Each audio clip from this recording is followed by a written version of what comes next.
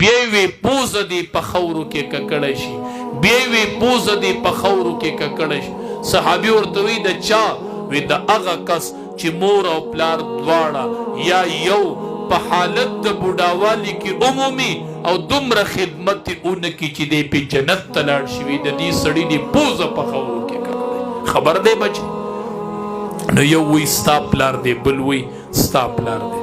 بابا چې ما دل تیار کو دا فقیر ملنګ مولا انشاءالله کو د جدای ټیم راغې یو بچي به وی چې گاډې زما پلار ته نه خبره خان درې ورځې چې وشي نو بچي په مال راون خریب جګړې شي، یو وی دا زما بل وی دا زما ته نه خبر. بابا مړلا نه ژوندې خو چې پریوزي نو بچي خبرې شروع کړه، یو وی دا زما بل وی دا زما.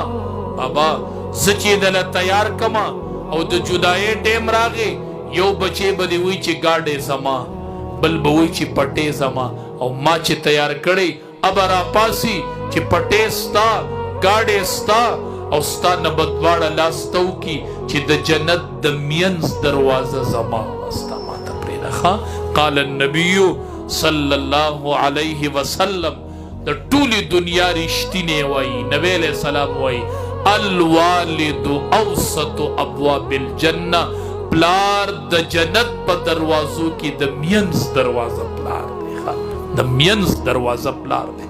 تا پلار ته کتلی دی؟ تا پلار سم په نظر کتلی دی؟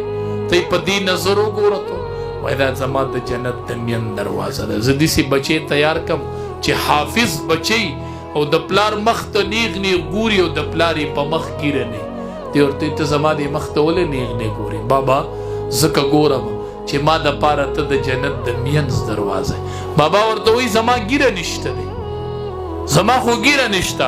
بابا چې ګیره دی نه هغه معامله دی د الله سره ده، خو ما د پاره د جنت د مینز دروازه یې زه چې ستا مخ ته وګورم ما له الله د یو حج قبول شوي اجر راکوي. بچو غټ سړي شئ خو د پلاره نه، غټ سړی شه خو د موره نه. دا چې غټ غټي نه دا د پلار نه کچي، دا د مور نه رکوټي، دا ځکه په بار غټي چې د پلاره غټ شي بیا به غټ نه بیا به ورکي، که د موره غټ شي بیا به ورکي، که د استاد غټ شي بیا به ورکي. زه ستا بچي ته دا خو نه کومه، ستا دا بچی رکوټی دی. دی ما ته وایي مولي صاحب ما ته د مور او پلار د مخ مثال نه راکوي چې زه ورته داسې ګورم بیا داسې د مور ښه دا دواړه برابر دي، نو ما نه به نه هېرېږي. زه هم بچیه د هغې مثال دلته نشته دی، خدای دې غټ سړی که